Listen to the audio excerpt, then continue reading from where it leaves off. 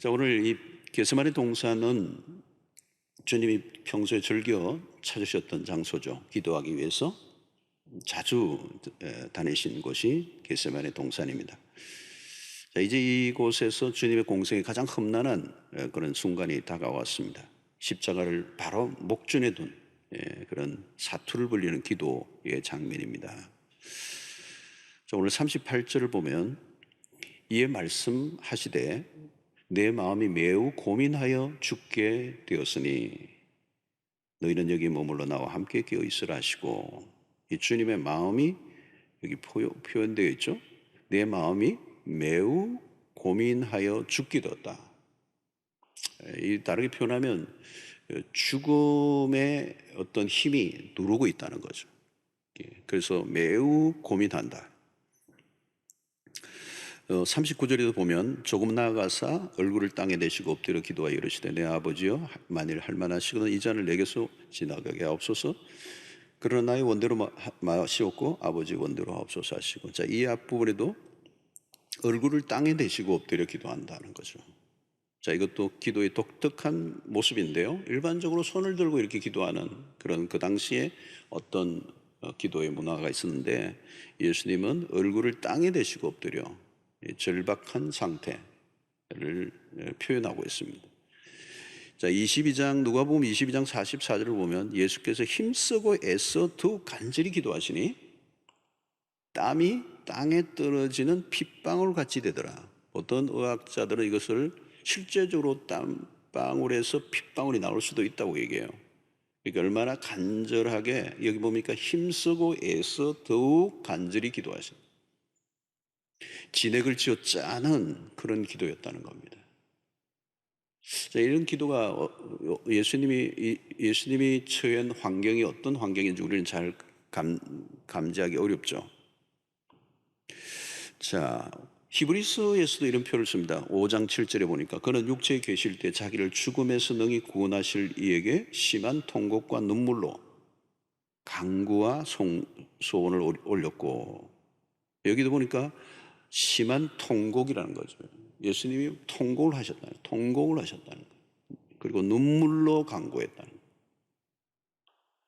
자, 이 주님의 기도의 겟세마네 기도에서는 고민, 그죠? 간절함, 그리고 통곡, 눈물, 피땀과 같은 이런 표현들은 주님의 내적인 상태를 지금 보여주는 거죠. 얼마나 심각하고 치열한 영적 전투가 벌어지고 있는가. 여러분, 우리가 사실 기도할 때 모습을 보면 그 사람의 마음의 상태가 잘 드러나죠. 기도할 때 보면. 그죠? 우리는 보통 때 기도하다 보면 졸기도 하고, 어떤 때는 멍 때리기도 하고, 기도 하품 반, 기도 반 이럴 때도 있죠. 주님의 기도는 지금 그런 기도가 아니에요. 생사를 건 기도. 자, 왜 주님은 십자가를 앞두고 이렇게 번민과 고통의 기도를 들으셨을까? 십자가를 지금 거부하시기 위해서 이 잔을 내게서 옮기시옵소서 그랬을까요? 또 죽음에 대한 두려움 때문일까요? 물론 육체를 입으신 분으로서 고통의 두려움이 없었다고 할 수는 없습니다. 그러나 단순히 그것 때문만은 아닐 거예요. 이 번민과 고통에는 더 깊은 의미가 있다는 거예요. 예수님의 죽음은 믿음을 지키기 위하여 죽은 그런 순교자들의 죽음과 다른 겁니다. 단순한 인간적 죽음이 아니라는 거죠. 예수의 죽음은 무엇입니까? 하나님의 진노를 의미합니다. 주님이 이 잔을 내게서 옮기시옵소서 할 때 이 잔이라고 하는 이 표현은, 이 잔은 무엇을 의미합니까? 바로 저주를 상징하는 겁니다. 이 잔을 내게서 이 저주를 이렇게 표현합니다. 이 저주는 뭘까요, 여러분? 하나님으로부터 버림을 받는 것입니다. 인류가 죄를 지은 이후 저주 아래 있죠. 그 저주를 걷어낼 자가 없습니다. 지금도 우리가 목격하고 있는 것은 이 세상의 저주예요. 온 세상에서 들려오는 통곡과 절규와 신음소리와, 아마 여러분 옆집 아파트나 옆집의 벽에 귀를 갖다 대고 들을 수만 있다면 이 통곡 소리를 들을 수 있을 거예요. 신음 소리를 들을 수 있을 거예요. 서로 미워하고 욕하고 강탈하고 죽이고 고문하고 병으로 죽고 전쟁으로 죽고 굶어 죽고 늙어 죽고, 이게 다 저주입니다. 날마다 결핍과 고갈을 느끼고 만족하지 못하는 삶을 살아가는 것, 실패와 파멸이 우리 일상인 거죠. 아무리 쌓고 성공을 해도 허무와 절망을 이길 수 없는, 이게 다 저주 아니겠습니까? 그 저주를 끝내려고 하면 누군가 대신 저주를 받아야 됩니다. 누가 감히 하나님의 저주를 감당할 수 있을까요? 오직 한 분, 예수 그리스도밖에 없다는 것입니다. 그래서 주님은 그 저주의 잔을 받으시기 직전에 있는 겁니다. 죄가 없으신 하나님의 아들이 저주의 잔을 받아야 한다. 가장 최악의 죽음이 목전에 있습니다. 죄 없으신 하나님의 아들이 십자가 나무에 매달려 저주를 당하셔야 하는 일은 너무도 무겁고 두려운 일이었습니다. 그 누구도 이해할 수 없는 십자가를 주님은 홀로 지셔야 했습니다. 자, 바로 이때 주님이 제자들을 데리고 가신 것은 매우 자연스러운 일입니다. 가장 치열한 전쟁이 치러지고 있는 순간 제자들이 함께 동참해 주기를 원했습니다. 아마 주님은 이 외롭고 힘든 이 길을 걸어가면서 제자들을 데리고 함께 올라간 것은 뭔가 좀 격려를 받고 위로를 받고 힘을 함께 합하고 싶은 마음이 있었을 거예요. 주님을 위해서 지원하는 기도를 해 주실 뿐만 아니라 제자들 자신들을 위해서도 기도가 필요한 때에 주님은 이들을 데리고 가셨어요. 38절 보니까 이에 말씀하시되 내 마음이 매우 고민하여 죽게 되었으니, 그죠? 주님이 지금 너무 힘들단 말이죠. 그래서 너희는 여기 머물러 나와 함께 깨어 좀 있어라 주라는 거예요. 간절한 부탁이죠, 여러분. 재미있는 것은 주님이 기도하시다가요, 제자들이 있는 곳으로 오셔요. 왜요? 제자들이 기도하고 있는가 보니까 기도 안 하고 자고 있는. 40절에 보니까 제자들에게 오사 그 자는 것을 보시고 베드로에게 말씀하시되 너희가 나와 함께 한 시간도 이렇게 깨어 있을 수 없더냐.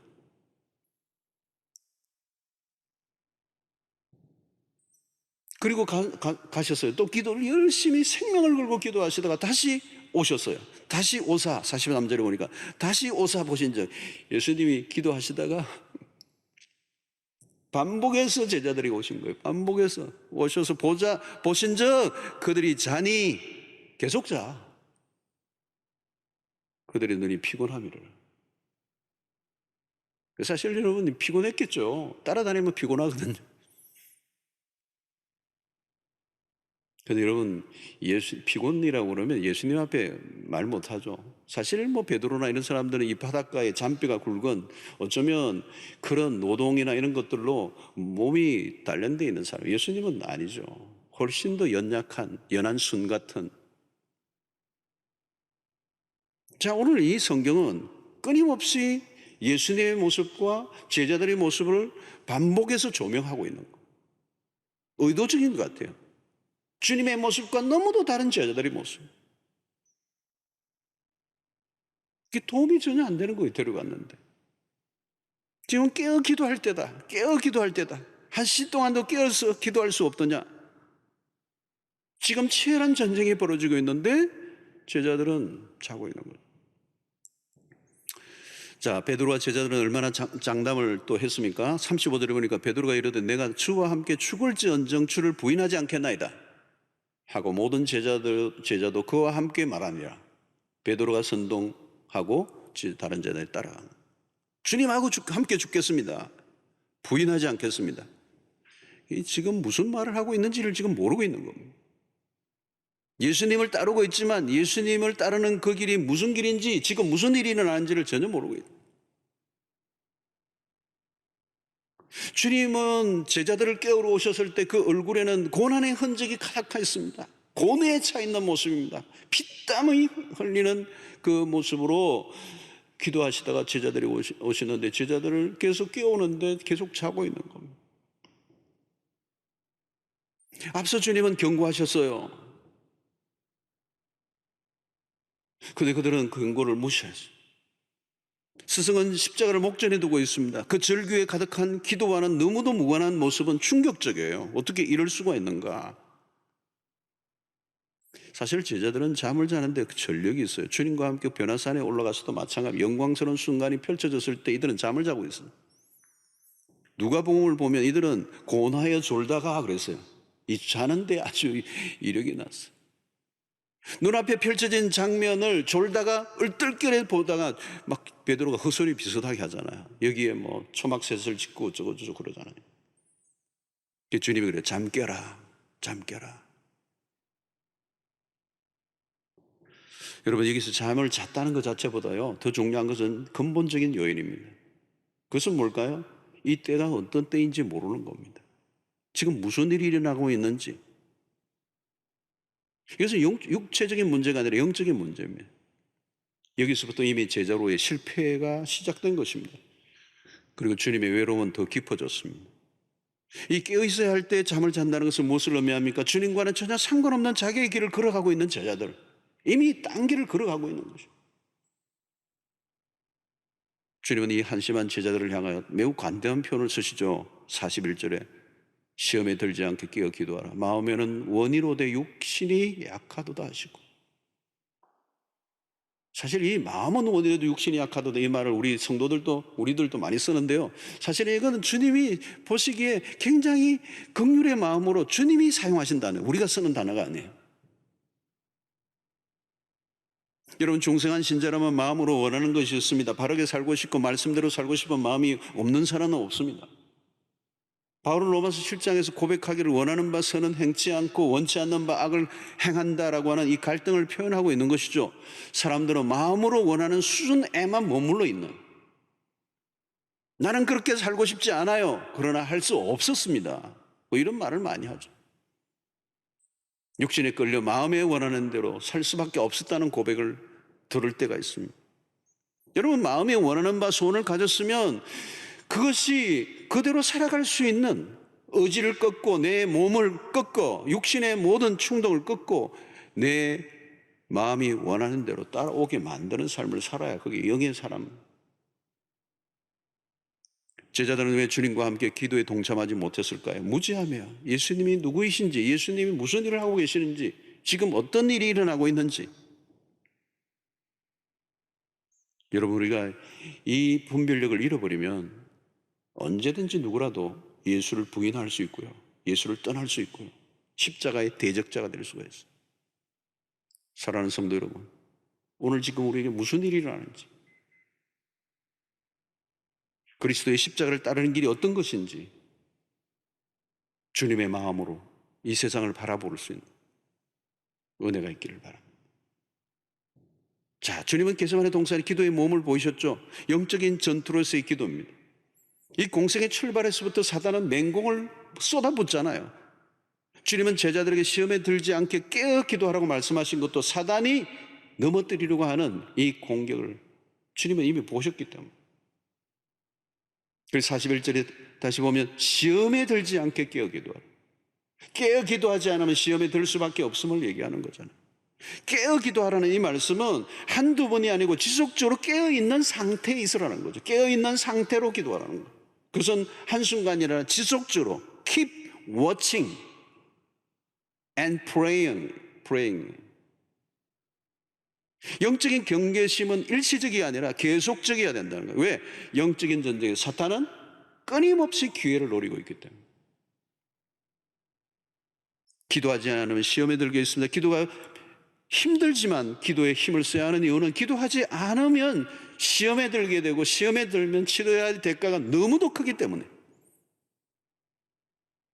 그래서 베드로전서 5장 8절에 이렇게 얘기하잖아요. 근신하라, 깨어라. 너희 대적 마귀가 우는 사자같이 두루다니며 삼킬 자를 찾나니. 여러분, 이게 누가 한 얘기입니까? 이 구절이 베드로가예요. 베드로가 먼 훗날 서신을 서면서 이 베드로전서를 받는 성도들을 향하여 여러분들 근신하십시오, 깨어 있으십시오. 너희 대적 마귀가 우는 사자같이 두루다니며 삼킬 찾습니다.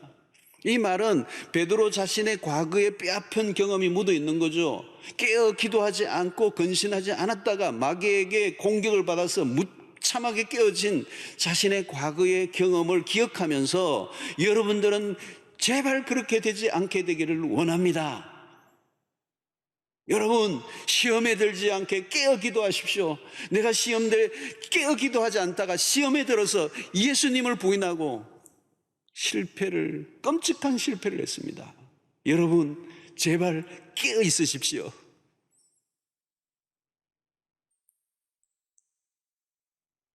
여러분, 기도에 깨어 있지 않았던 베드로, 이 26장 안에 이미 그런 처절한 실패를 합니다. 시험에 든 자의 비참함이 오늘 이 6장에 이미 26장에. 우리는 여기서 겟세마네 동산에서 우리가 배워야 되는 것은 주님의 모습입니다. 오늘 39절을 다시 보면 조금 나아가서 얼굴을 땅에 대시고 엎드려 기도하여 이르시되 내 아버지여 만일 할만하시거든 이 잔을 내게서 지나가게 하옵소서. 그러나 나의 원대로 마시옵고 아버지의 원대로 하옵소서 하시고, 이게 예수님의 위대한 기도죠. 나의 원대로 마시옵고 아버지의 원대로 하옵소서. 기도의 정상입니다. 예수님의 기도의 초점은 오직 하나요. 아버지의 뜻입니다. 주님의 공생의 전체를 통하여 우리에게 보여주신 모범은 아버지의 뜻을 이루는 것. 요한복음 17장 4절의 말씀이죠. 아버지께서 내게 하라고 주신 일을 내가 이루어 아버지를 이 세상에서 영화롭게 하였사오니. 주님은 아버지가 나에게 하라고 하신 그 일을 이루기 위해서. 그것이 뭘까요? 바로 십자가였습니다. 제자들에게도 끊임없이 십자가의 죽음을 예고하셔서 나는 그 길로 간다. 그럼에도 불구하고 주님은 이 순간에 기도하시는 이유가 뭘까요? 이 십자가야말로 주님 아버지로부터 버림을 받는 이 순간은 두려운 일입니다. 그 앞에서 멈칫하신 거죠. 십자가의 그 죽음 앞에 멈칫하시면서 겟세마네 동산에서 기도하시며 하나님의 뜻에 순복하기 위한 기도를 지금 몸부림을 치며 하고 있는 것입니다. 하나님, 나의 뜻보다 나의 원대로 마시옵고 아버지의 원대로 되기를 원하나이다. 여러분, 우리는 이 주님의 기도를 본받아야 할 것입니다. 우리는 이런 기도를 드릴 때가 많아요. 아버지여, 가능하면 당신의 원대로 마시옵고 나의 원대로 하옵소서.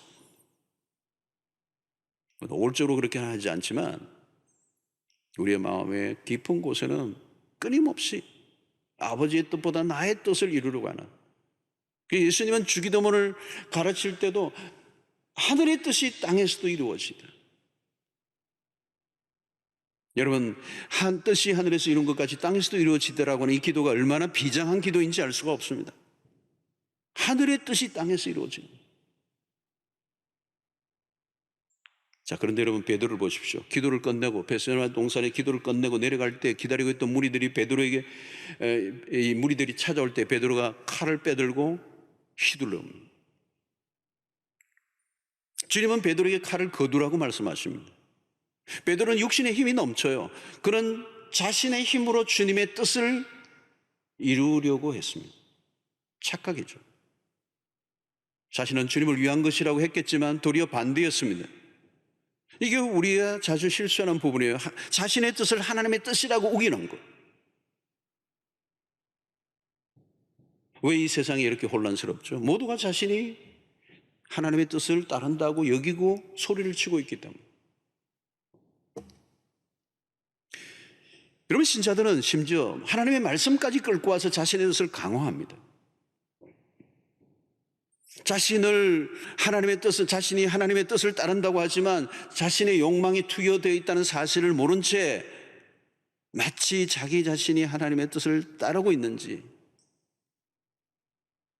여러분이 자신을 계속 확인해 봐요. 묻고 또 물어봐야 돼. 철저히 이것이 하나님의 뜻이라고 하는 미명하에 나의 뜻을 성취하려고 하는 것은 아닌지 계속 물어봐야 돼. 내 육신의 생각이 끊임없이 올라오고 있다는 사실.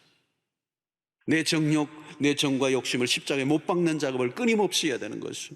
그 주님은 제자들에게 기도를 가르쳐 주신 것처럼 뜻이 하늘에서 이루어진 것처럼 땅에서도 이루어지다 라고 하는 이 기도를 가르쳐 주신 뿐만 아니라 주님은 그 말씀을 그대로 행동하신 분이시. 나의 원대로 마시옵고 아버지의 원대로 하옵소서. 여러분, 이게 나의 원대로 마시옵고 이게 겟세마네 동산의 기도의 모델입니다. 우리의 기도의 모델이에요. 포기의 기도입니다. 포기의 기도, 포기. 우리는 나의 원과 하나님의 원 사이에 끼어 있습니다.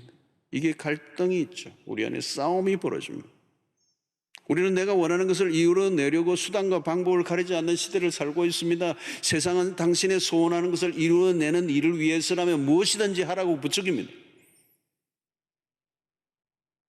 여러분, 우리가 무엇인가를 욕망하면 다른 게 안 보여요. 내가 욕망하는 어떤 게 있으면 그게 계속 내 안에 그걸 그리스도의 십자가로 못 박지 않으면 그 욕망은 계속 내 안에서 움크리고 있고 그게 자라가고 있고 그것이 디자이어로 나타나는 거예요.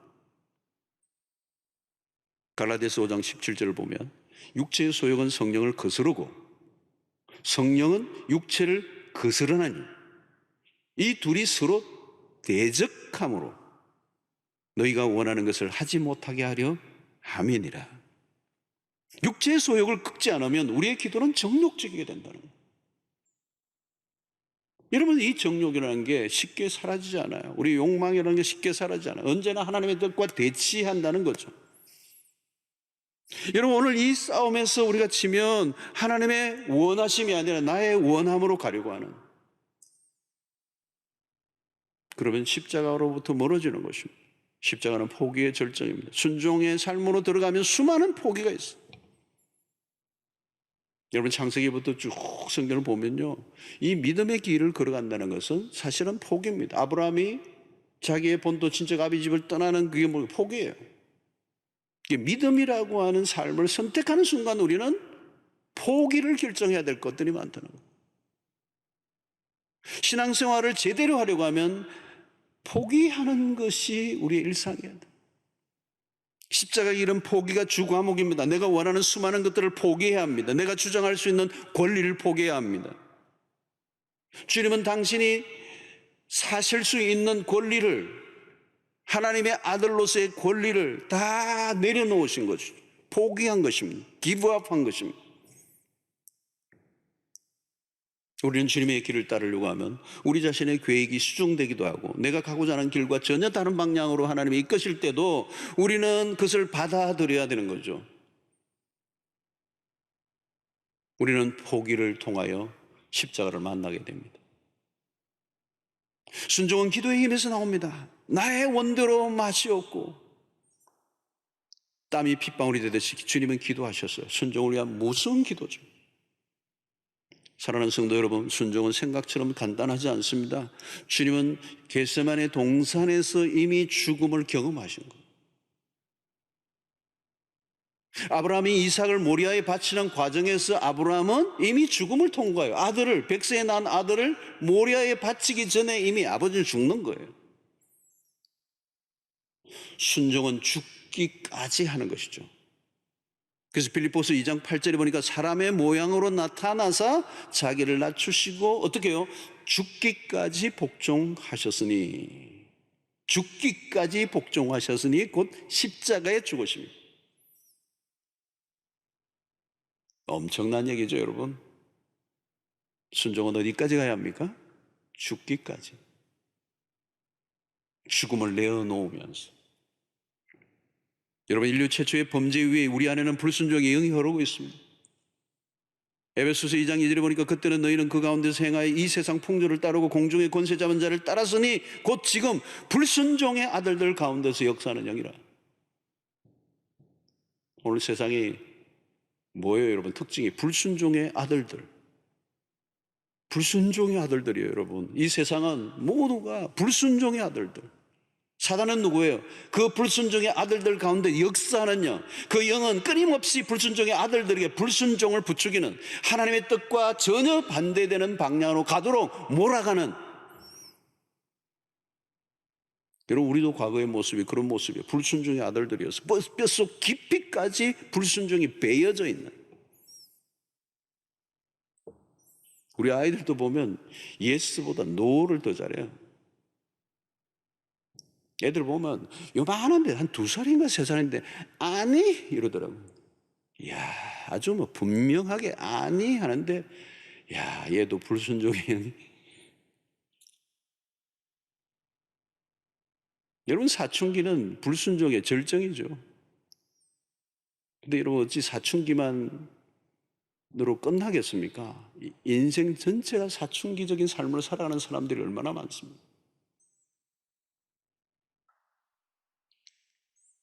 여러분, 누가 보면 15장에 나오는 탕자는요, 그건 사춘기적인 모습이잖아요. 근데 그게 인간의 모습이에요, 인간. 아버지 하나님에게로 온전히 복종 나오지 못한 인간의 모습. 끊임없이 불순종하는 이 불순종의 이 뿌리가 얼마나 깊은지, 우리의 감정과 우리의 의지까지도 이 불순종으로 다져져 있는, 오늘 우리의 모든 불행과 고통과 저주는 불순종으로부터 온 것입니다. 이 거대한 불순종, 이 거절과 반역과 고집과 완악함과 모세와 맞붙던 바로 왕도 마찬가지죠, 여러분. 바로 왕을 보면 10가지 재앙이 내려지는데 돌았으면 그렇게 항복했다가 돌았으면 또 마음이 바뀌잖아요. 그게 뭐예요, 여러분?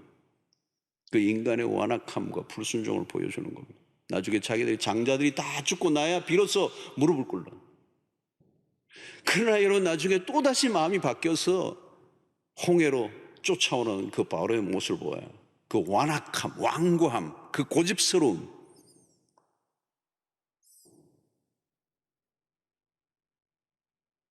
여러분, 오늘 이 기도의 모습을 통하여 아버지의 뜻에 온전히 순종하는 아들의 모습을 우리에게 보여줍니다. 여러분, 우리가 이게 쉽지 않아요. 그래서 기도하고 또 기도하고 기도하고. 저도 새벽마다 기도할 때 보면 여전히 깨어지지 않은 나의 자아의 왕국이 있구나. 새벽마다 기도하는 게 그거예요. 보니까 하나님, 난 위에서 기도도 기도하지만 내 안에 있는 이 하나님의 뜻에 온전히 순종하지 않으려고 하는 자아중심적 뿌리가 깊어요. 내 마음대로 하고 싶은 이 소원.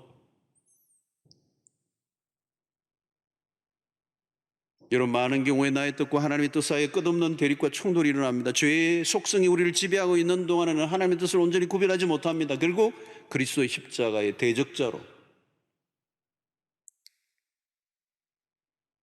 그리스도인이 되는 순간부터 우리는 순종의 학교에 입학해야 합니다. 순종의 학교에서 최고의 모델은 예수 그리스도였어요. 저는 앤드류 모레이가 지은 책 가운데 참 명저가 있어요. 앤드류 모레이라고 하는 아주 기독교 고전적인 책을 쓰신 분이죠. 아주 깊이가 있습니다. 그분이 쓴 책 가운데 아주 짧은 책인데요, 이 겸손이라는 책과 순종이라는 책, 굉장히 오래된 것이에요. 굉장히 오래됐는데 이 겸손이라는 책도 탁월한 책이고 순종이라는 책도 마찬가지예요. 사실 이 두 가지는 붙어 있는 겁니다. 겸손과 순종은 붙어 있는 겁니다. 순종하지 못하는 것은 뭘까요? 교만하기 때문이잖아요. 교만.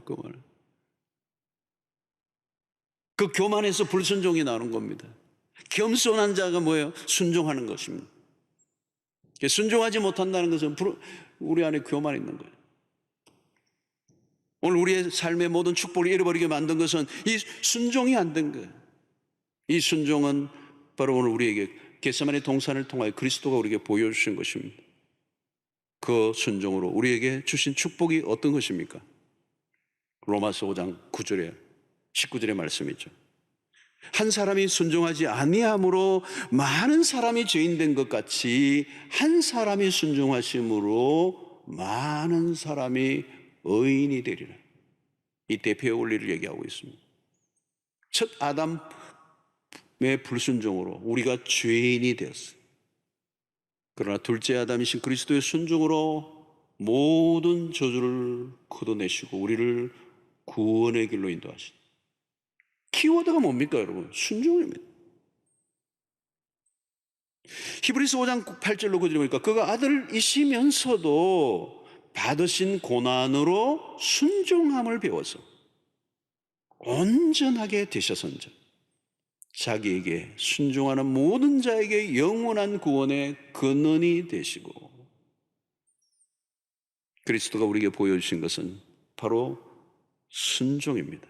아버지에 대한 아들의 순종이 구원을 이루어내셨고, 그 순종은 쉬운 것은 아니었지만 겟세마네 동산에서 3번 피땀 흘린 기도를 드리시는 그 아들, 그 기도를 통하여 마침내 나의 원이 아니라 아버지의 원대로 되기를 원하는 그 앞에 굴복하셨던 그 주님의 굴복, 그 순종이 인류에게 구원의 길을 여셨습니다. 우리는 그 아들을 믿고 따르는 하나님의 백성들이에요. 우리는 그 그리스도를 통하여 날마다 배워야 될 최고의 레슨은 바로 순종이라고 하는 키워드라는, 오늘도 마찬가지입니다. 하나님은 당신의 나라를 순종하는 백성들을 통하여 이루어 가시기를 원하십니다. 내 안에 일어나는 끊임없는 불순종의 영을 거부하고 순종의 아들들이 되시는 여러분들 되시기를 바랍니다. 여러분, 주님의 겟세마네 기도를 통하여 우리가 배우는 것은, 이 기도의 초점은 딱 하나예요. 하나님의 뜻을 알고 그 뜻에 굴복하는 것. 하나님의 뜻을 놓치는 순간 실패해요. 하나님의 뜻만이 이루어지기 때문에. 기도의 몸부림은 무엇입니까? 그 알고 있는 뜻에 순종하는 것. 자아를 죽이고 나의 원함을 끊임없이 죽여내는, 매일매일. 그래서 갈라디아서 2장 20절의 말씀이 그렇게 중요합니다. 내가 그리스도와 함께 십자가에 못 박혔나니 이제는 내가 사는 것이 아니요 내 안에 그리스도께서 사시는 것이니. 이거는 여러분 한두 번이 아니고 반복해서 우리의 삶 속에 끊임없이 고백하고 경험해야 되는 거예요. 내 안에 자아가 죽고, 그래서 나의 원대로 맛이 없고, 오늘 매 순간 내 원대로 하고 싶은 이 욕망을 십자가 앞에 못 박고, 여러분 오늘 또 우리의 삶 속에 내가 원하는 대로 살아보십시오. 그 순간은 기쁘고 그 순간은 즐겁고 그 순간은 만족할지 모르지만 그건 말초적이고 아주 감각적이고 순간적이고 아주 짜릿한 쾌락이지 곧 쓴맛을 봐야 돼요. 그 순간적으로는 내 원을 끊고 아버지의 원대로 할 때 순간적으로는 힘들지 모르지만 우리의 삶에 영원한 생명이 주어지고 갈수록 더 놀라운 축복이 우리에게 주어지는 이 역설적인 삶이 우리에게 일어날 줄로 믿습니다. 매 순간 무슨 일을 할 때마다 나의 원대로 마시옵고 아버지의 원대로 하옵소서. 이 원리를 붙잡고 살아갈 수 있기를 바라고, 이것이 바로 뭘까요? 십자가의 길입니다. 십자가의 길. 그 십자가의 길은 나는 죽고 예수가 사는 하나님의 뜻이 이루어지는 일에 여러분의 삶의 모든 결정과 모든 계획과 모든 인생의 행로에 이 기준으로 살아가실 때 하나님의 영광을 드러내고 하나님의 뜻이 이루어지는 역사가 일어나게 될 줄로 믿습니다.